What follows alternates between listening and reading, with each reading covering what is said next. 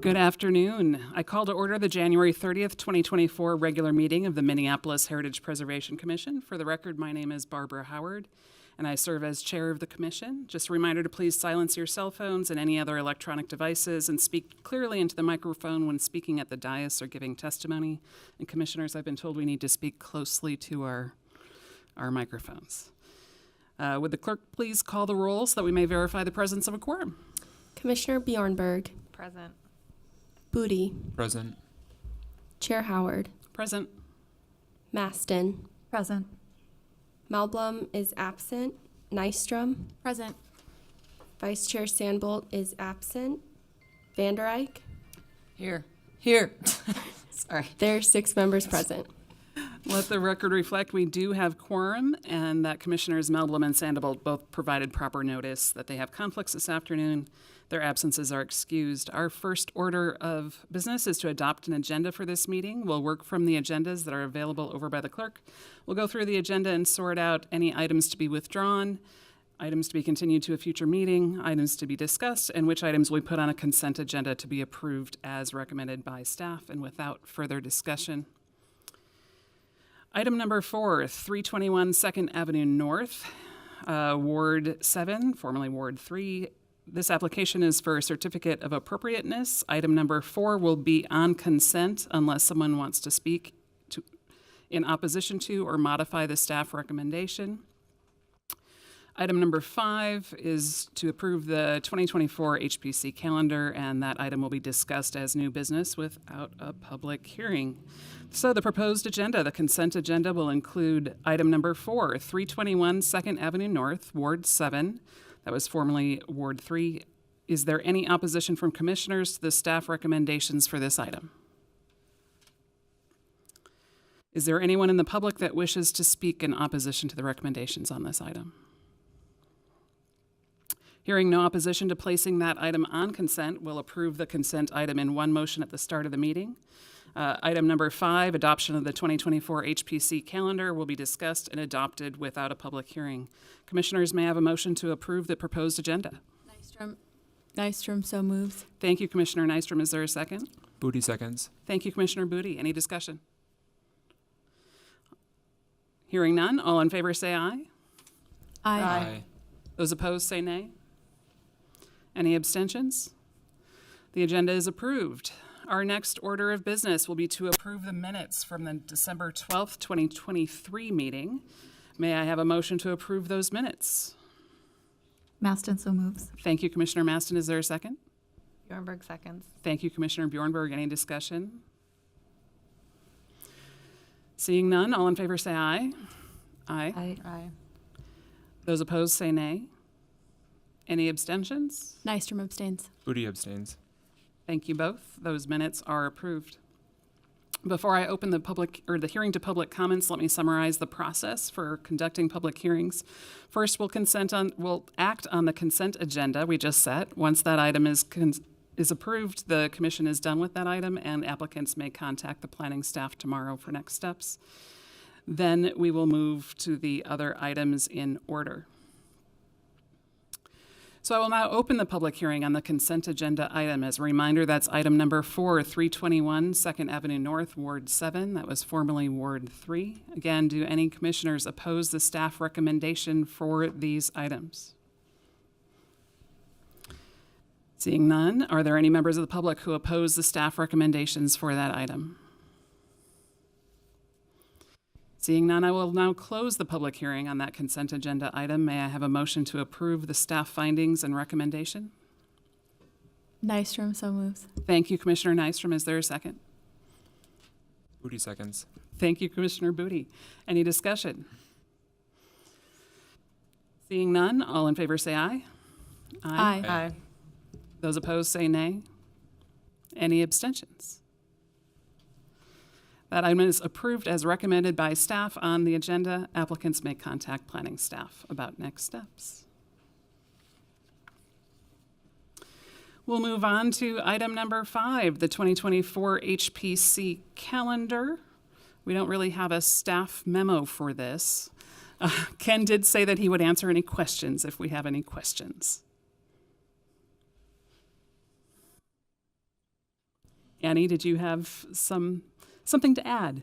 Chair Howard, Andrea Burke, Supervisor for the Historic Preservation Team in CPED. I did just want to make a note, as we did in previous years, I did add 2 retreat dates to the calendar so you can plan in advance. One will be in May, the end of the first week of May, and then the second one will be in middle of November. So approximately 6 months apart. So just for planning purposes, those are on the calendar. That is the only other addition. Other than that, we also have 2 other Monday meetings, which are unusual. Excuse me one moment. One is coming up the end of February. It will be on February 26th, and then the other one will be in November, since it usually falls around election, and that will be on November 4th. So just a heads up, but those are also both clearly marked on the calendar. And no further comments. Last call for any questions for staff on that. Thank you for the hard work putting that together. I know it's not easy with all of the commissions and things that you have to adjust. We have to adopt it, I presume, by vote? Or do we just... Okay. All right. Why don't we get a motion to adopt the calendar? Anyone? Maston so moves. Thank you, Commissioner Maston. How about a second? Bjornberg seconds. Thank you, Commissioner Bjornberg. Any further discussion? Seeing none, all in favor say aye. Aye. Aye. Those opposed say nay. Any abstentions? That item's passed and is adopted, whatever the proper language is.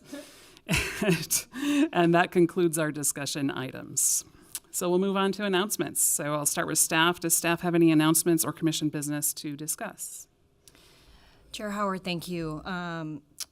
Andrea Burke, I have a lot of announcements and updates since it's been since November since I've seen you, but it has been since December since you haven't met as a commission. I've got 10 actually, so bear with me.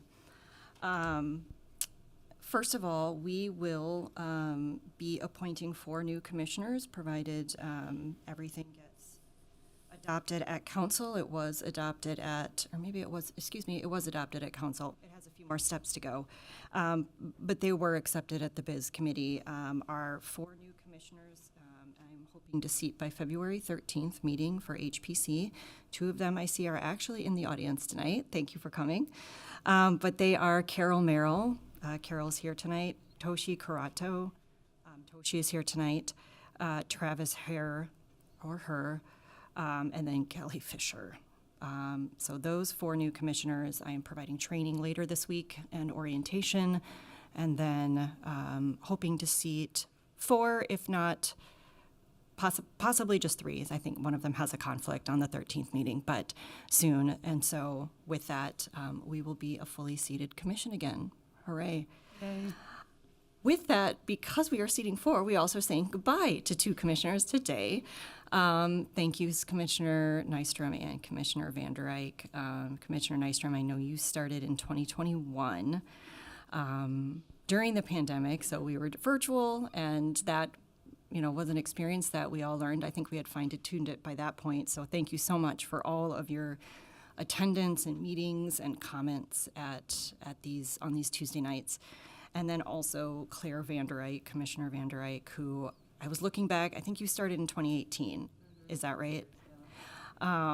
So you've seen a lot of fun stuff here. But thank you so much for all of your, and I do mean this in a very endearing way, strong opinions.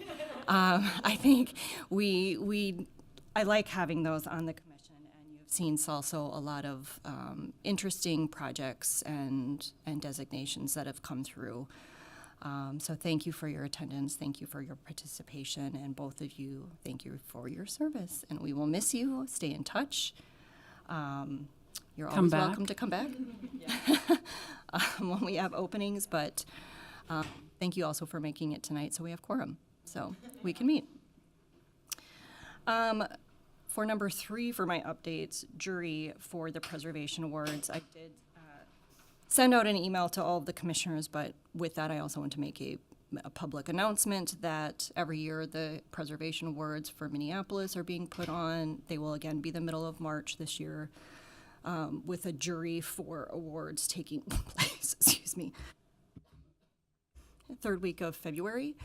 There are 2 meeting dates being looked at, either February 22nd or February 27th, and we supply 2 commissioners to sit on the jury. My understanding is dinner is provided for this jury to sit there. Nope, maybe not. Scratch that. Maybe it was in years past. Excuse me for misspeaking. Bring snacks. But I encourage commissioners to come forth and sit. It is a good way to see projects, to participate, support historic preservation in this city. Goodness knows we need it.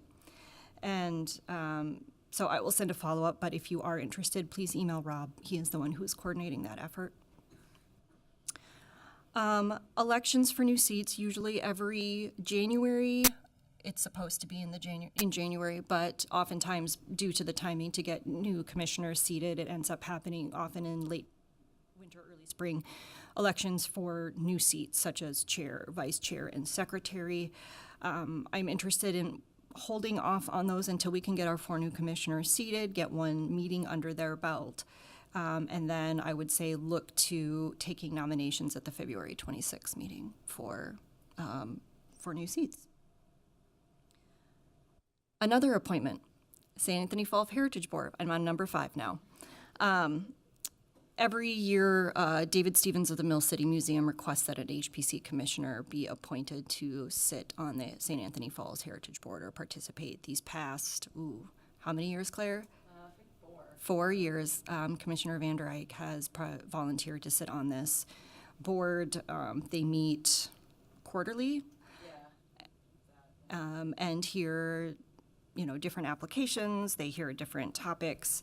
But David Stevens has asked that commissioner volunteer to be appointed or to sit on this board, and so I am putting it out to you. I will put it out verbally today.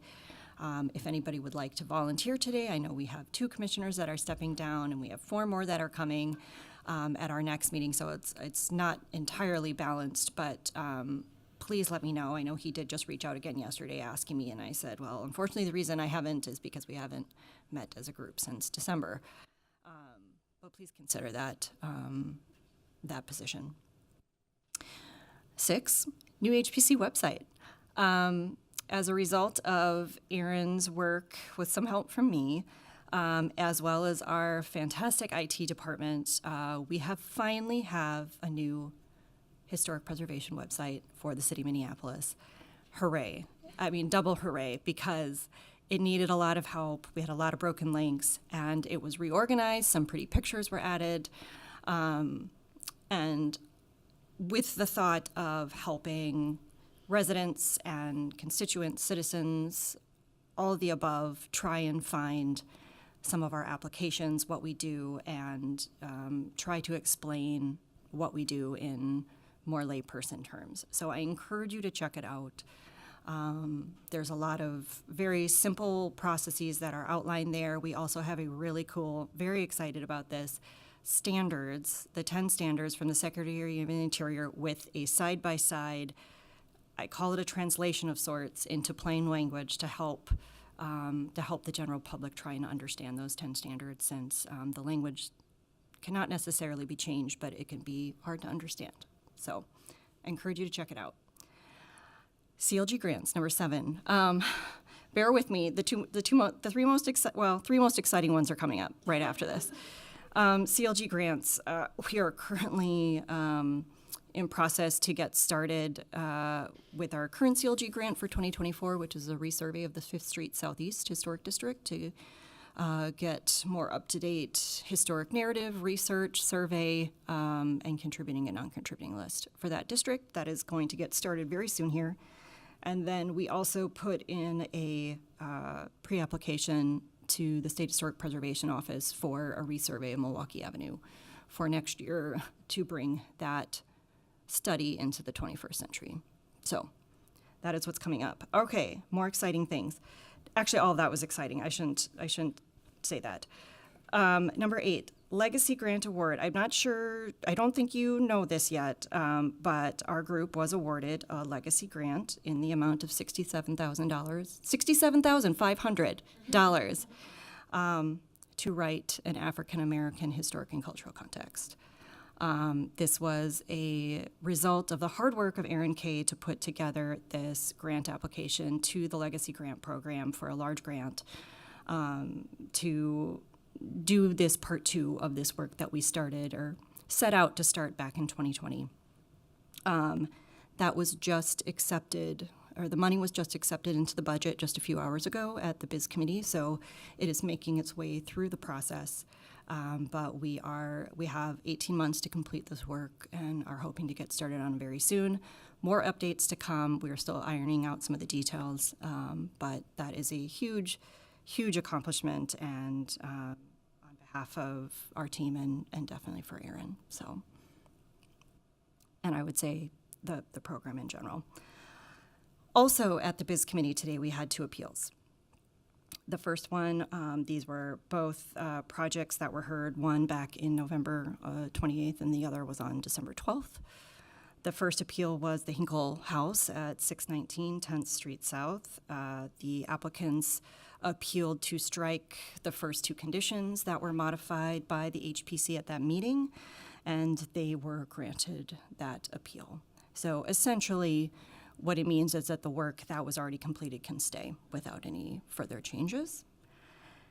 And then the other appeal, bear with me, I'm going to try to explain this as best I can, and I may turn to Aaron to help fill in the blanks and a little bit on this, because this has been a bit of a change for us, and it will be for you. So the project that was heard on December 12th, which is the 400 Prospect Avenue demolition, this was appealed by the applicant to the Biz Committee. And in their appeal statement, they challenged the Chapter 599 ordinance language and the validity of HPC's action to deny the demolition, and also their action to establish interim protection and for staff to start a designation study of the potential Washburn Park Historic District. After receiving this appeal, we consulted with the City Attorney's Office, and the City Attorney's Office determined that the HPC followed and has been following an incorrect interpretation of the current ordinance relative to this process. For how long? A little unclear. For sure since 2016. I won't go into detail with that. Possibly longer. They advised that the potential historic district should not be taken into consideration for the application, and that interim protection does not apply to the properties that were in that potential historic district, and that a designation study of the potential historic district was not correctly initiated because in the language under interim protection, and I'm going to read it directly from Title 23, interim protection is established, this is 599-240, to protect a nominated property from destruction or inappropriate alteration during the designation process, with the keyword being nominated. The summary was that because the district was not formally nominated, of which there is a process, however, the plot thickens.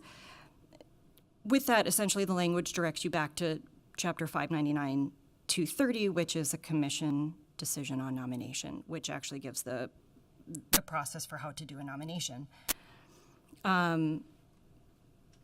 Because there was not a formal nomination, that interim protection and study of the district basically no longer applies. So in that moment, everything essentially disappeared. With that, staff was only able to review the house on its own merit. And so staff presented revised findings And, based on findings 1 and 2, which state that the property is not individually listed in or eligible for the National Register, and that it doesn't appear to meet any of the local designation criteria, the subject property doesn't appear to be a historic resource anymore. This is highly unusual, and never in my experience have I experienced something where staff presents revised findings to a council committee mid-appeal. But this was directed to do, and it was, we evaluated as such. And so during this, there was a large response from the neighbors and I would say community in the Tangletown neighborhood group that, I would say they're sitting out here today, rightly, I would say upset, confused by this. And, speaking professionally on this, I think staff we're coming to terms with it and understanding what's happened and making sure that, processes are followed correctly. But with that, what happened today, before the BIZ meeting, the BIZ committee did receive about 44 letters to, I'm going to say this right, to not allow the demolition in support of keeping the property and probably ideally starting a designation study, and then 1 letter in support of the demolition. Today at the BIZ committee hearing, we had a number of those neighbors stand up in support to not allow the demolition of this house. The BIZ committee did vote to approve the demolition, or to approve the appeal, or grant the appeal, let me say this correctly, to grant the appeal to allow the demolition of the property. With that said, as this was going on, Aaron received a number of letters relating to this item. And one of them I want to just relay to you, because to keep in mind, if a district, and I think there's also some question about a landmark as well, cannot have interim protection without a nomination, how does a nomination happen? A nomination happens by one of 5 people allowed in Chapter 599. One of them is the mayor, one of them is a council member, one of them is the planning director, one of them is an HPC commissioner, and one of them is a person with a legal or vested interest in the property. In many cases, is the property owner. We have not come across this before. We have designated districts in the past through a demolition and a denial of a property that then kicked off a larger district.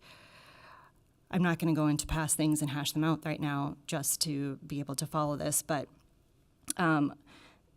there was a message, from several Tangletown residents spent, on behalf of one, requesting that commissioners of the HPC consider nominating the Washburn Park Historic District for consideration and study. And unfortunately, we can't add something like that to an agenda. This agenda, by the time we receive this, has already been posted. We also need to follow open meetings laws when I talk to you and when I present items to you. But I wanted to say on the record that this was received. This was a concern that was brought forth by a number of people. And, there's both camps to the story. The interesting thing is in the ordinance under Chapter 599-230, under nomination, there were some statements made early at the BIZ committee hearing that said it required notices, and it actually does not. Our ordinance language actually does not require a public hearing for any nomination. It is something I've implemented in the last probably 3 to 4 years because we can institute a public hearing or choose to notice for a public hearing on an item should we want to.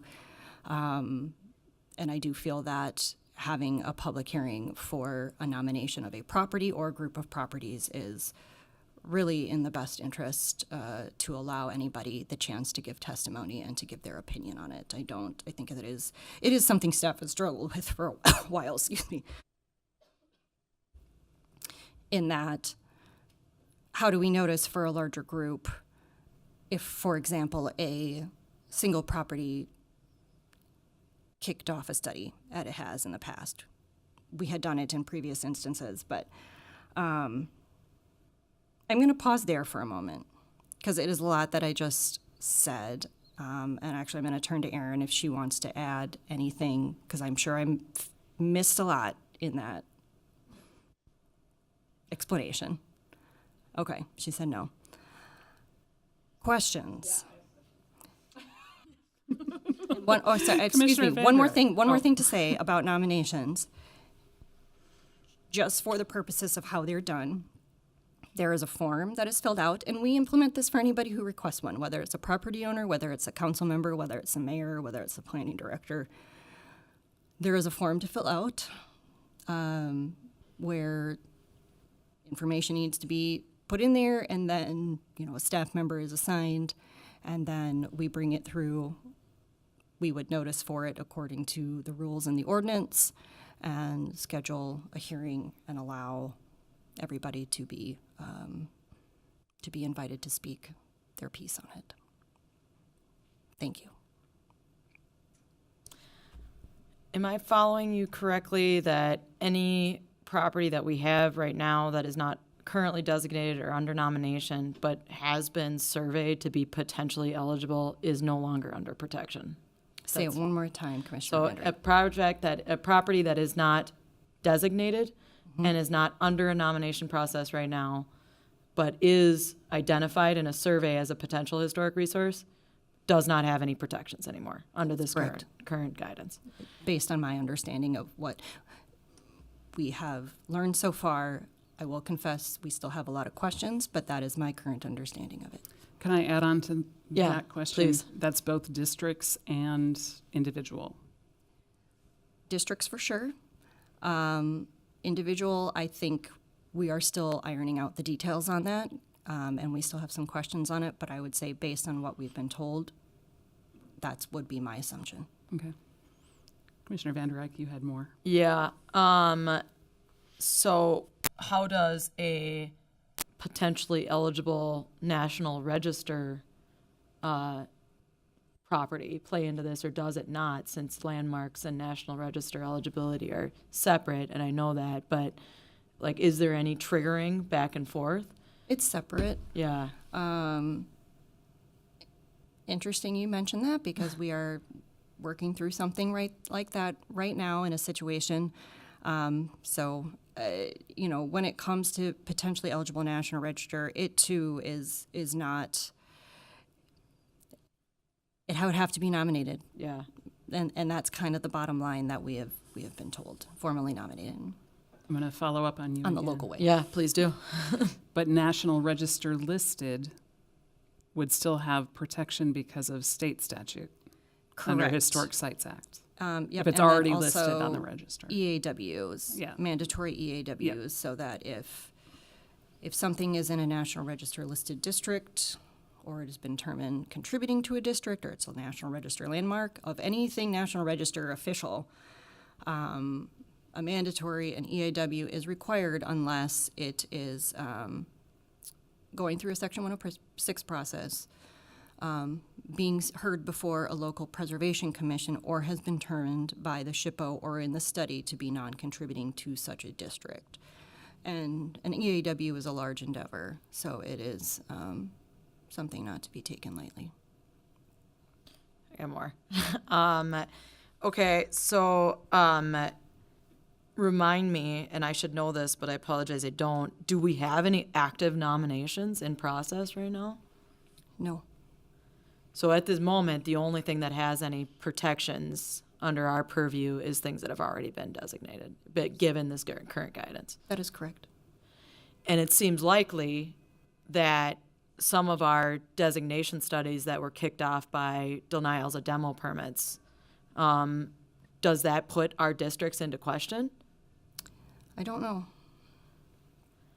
And there has been designation studies that have happened because commissioners or council members have initiated them. Those have happened since I've been on the commission. But in my experience, that situation is rare. it's been my experience more that this stuff has been triggered by a demo permit or some type of denial.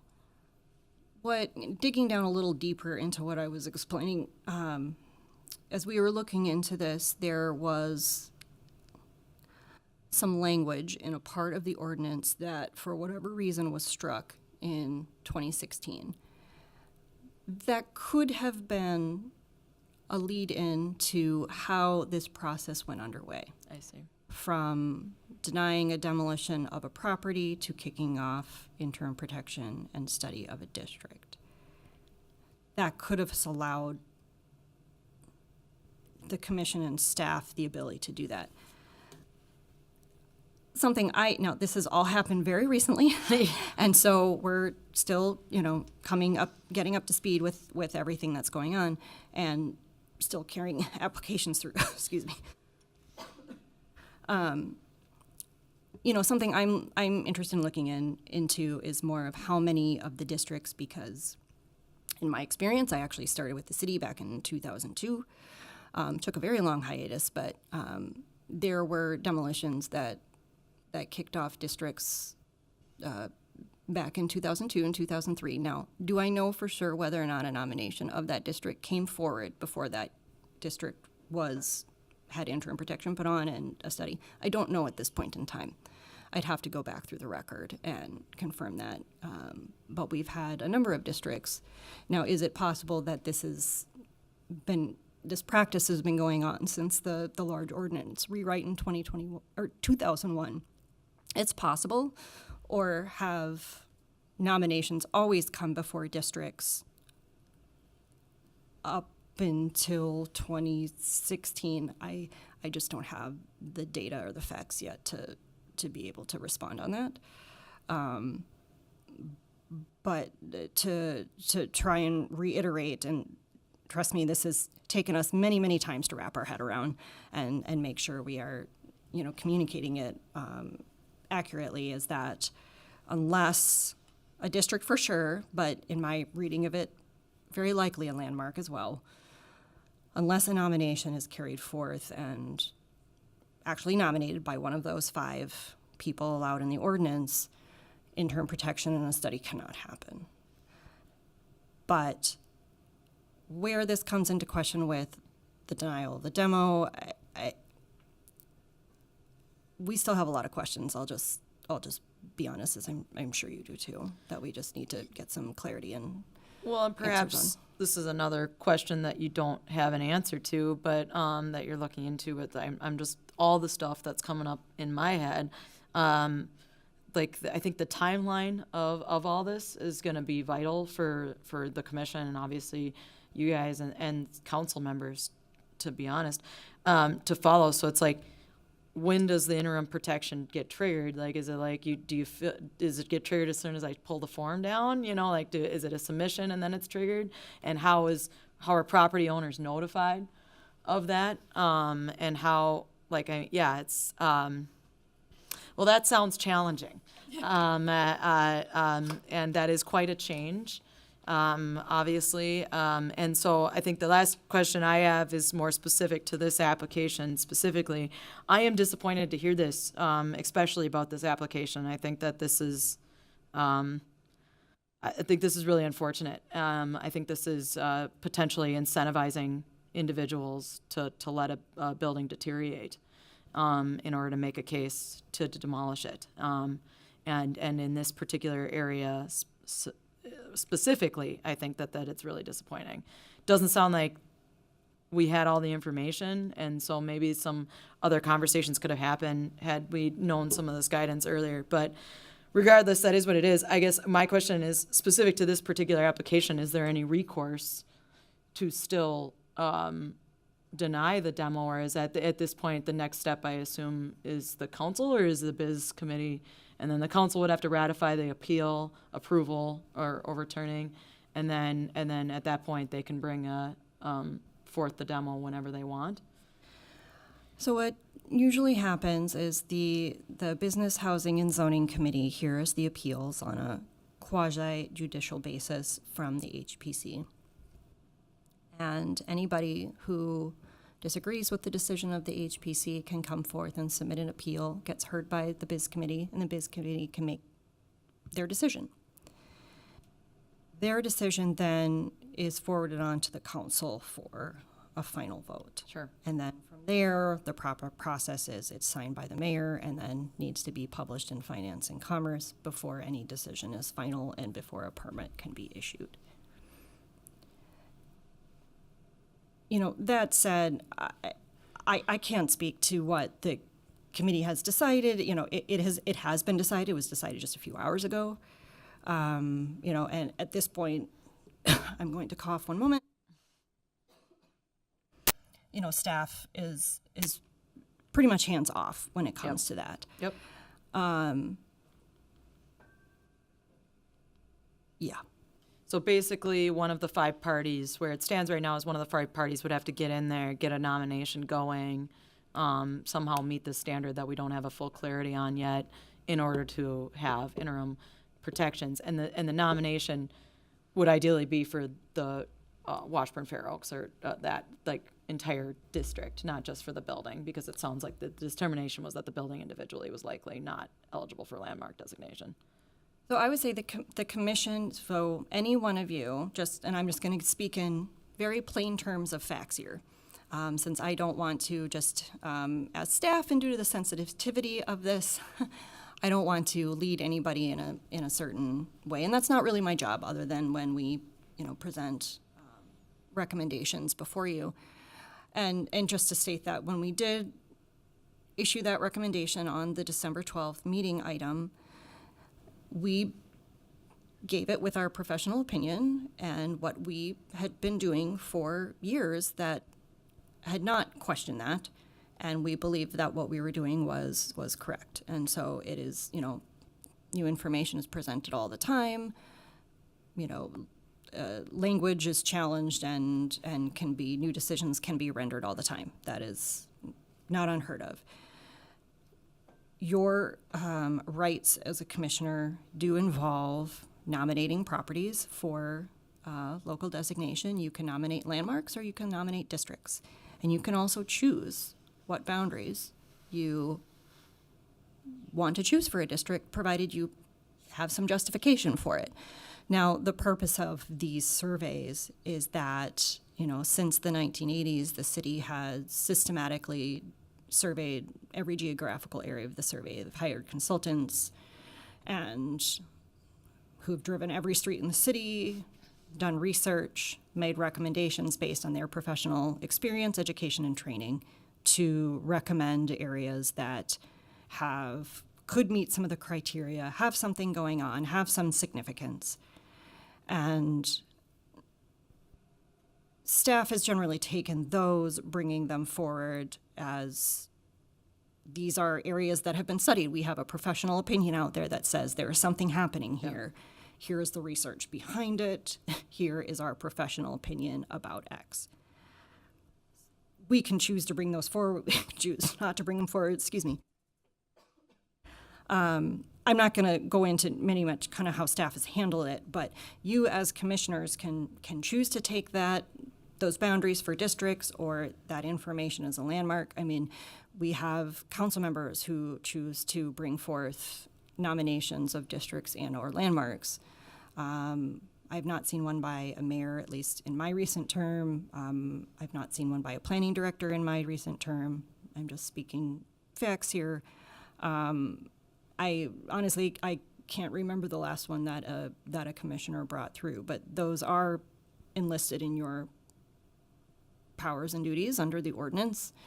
But you would need to, you know, everybody needs to put it on a form and provide some justification. And then I would request that we do notice for a public hearing should any nomination for any property in the city of Minneapolis be brought forth, so that everybody in that, at either living at that particular property, owning that particular property, or owning property within any boundary has the opportunity to come and speak for or against that item and be able to be heard publicly for it, including, you know, in not even speaking to this, anybody, if they want to demolish property, if they want to change property, if they want to do anything, everybody should have a chance to be heard about this, because, you know, when interim protection it does get put on, it is a big deal, and it is an extra layer, not always what people think it is, but it is something that the city imposes on them, and people should have a right to speak about it. So facts with some of my opinions thrown in there. Yeah, I think that makes sense. I, and agreed. I don't want to sway anybody. I'm sitting here as a lame duck commissioner, so like I just wanted to make sure that my fellow commissioners who will be maintaining their seats have a clear understanding of what opportunities they all have, given this new guidance, and specifically what opportunities they are for the specific application. So I think I'll leave it there. But wow, yeah, interesting. Thank you for asking all of the good questions, Commissioner Vander Eyck. Do any other commissioners have questions? Go ahead. I have a question about the next steps in that process, right? So I'm hearing you say that if we wanted to, you would be filling out a form to nominate something. There would theoretically be a public notice, and then there would be a meeting. And then is that something that we're voting on to put interim protections on, or can you just talk about the next steps within that process? Yeah, that's correct. We would treat it just like a typical public hearing preservation application, where we would hold a pre-application meeting with whoever the nominator is. We have done this with council members. We would explain the process. We would explain the application form. From there, it would be up to the nominator to fill out the form, provide the justification. We would take it in. We would review it for completeness, and by completeness, I mean there's varying aspects, but have the council member and the neighborhood group been identified? We have a checklist of what complete means. With that, if it is complete, then we would schedule it for the next HPC meeting, of which the calendar for 2024 has just been adopted, and then that a public hearing notice goes out. By default, we do a 21-day public hearing notice, but in a strict reading of Chapter 599, HPC actually is only, we can do a 10-day hearing notice. That is a possibility. We don't do it normally because it's actually a really long story, but I will just say we generally opt on the side of a 21-day public hearing notice, but HPC actually is allowed a 10-day, according to the ordinance language. From that basically means a notice needs to be sent out 10 days in advance of the public hearing to let people know. From there, the hearing would be happening, people would be invited to speak. You would then vote to make a decision about whether, just as you would on other nominations that you've heard, either to nominate the property, institute interim protection, study the potential landmark or district. Actually, I don't even want to use that word because right now it's just causing a lot of confusion and stuff. Study the property or properties. And at that point then, that would be final. Nominations cannot be appealed. It is one of the few things that cannot be appealed according to our ordinance. And I just want to get to that point because even though I'm very sure of myself, these days, I'm not sure of a lot of stuff. So let's just get to that. Chapter 599-190, Appeals of Decisions of the Heritage Preservation Commission. All decisions of the Heritage Preservation Commission except decisions to commence designation studies pursuant to the nomination of a property. Designations and transfers of development rights shall be final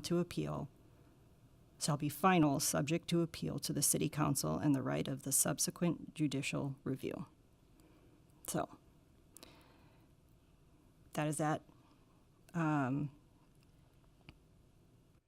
Other questions? Do you have anything else? Any other questions? Seems to me, well, we need lots of things. We need to have an ordinance review. And obviously some changes were made in 2016 that no one understood what it was, the ramifications were, or the interpretation has changed. Legal interpretations change all the time. But I've been noodling in the back of my head about the need for an ordinance audit for accessibility to begin with, and for equity, but perhaps that can all be done at once. We can fix errors like this and also look at the ordinance for its equitable nature or not so equitable nature, as the case may be. But something needs to be done pretty quickly. Is that something that starts with staff? Is that something that starts with us? Sure, Howard, to answer that, I would say this particular issue that has come up has very much highlighted the need for an ordinance revision. It has been brought to my attention that this is gaining some special scrutiny, given that because of this situation, and it has reached some management's tables that this should be looked into sooner than later. It does need to fall in with CPED's work plan and other items coming up, but I will just say wheels are in motion to start looking into this. If I may give my personal opinion, I do feel like I share your opinions that I do believe the ordinance does need a lot of updates. And I actually have a running list of a lot of things that I feel should be updated, but this is just me. But in regards to this one in particular, I think this is number one, something that needs to be corrected. Now, I don't know what it's going to look like. Nothing's been expressed of what it should look like, but I think a lot of people are in agreement that it does need to be revised. So it sounds to me like it's already starting in CPED, at least to look at this one issue. I think we should talk about doing an overall audit of the ordinance for equity at some point, but this is a pretty high priority thing that would need to be done first, I would think. But then I would like us to have more discussions about the equity audit. Any other questions for staff on this?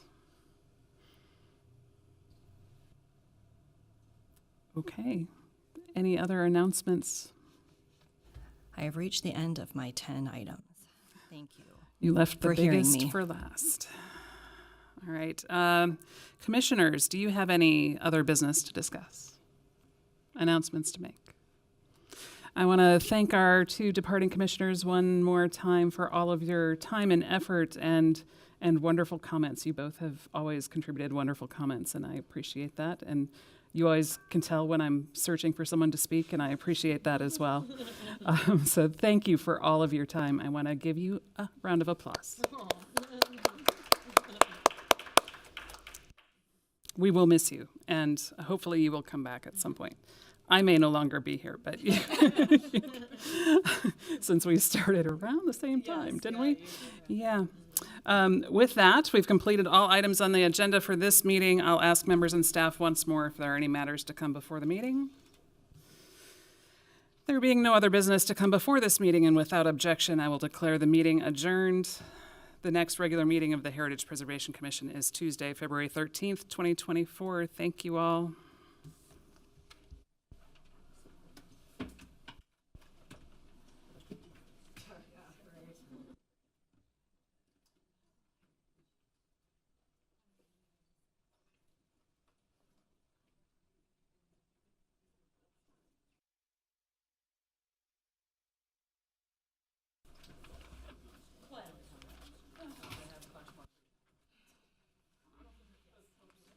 Yes.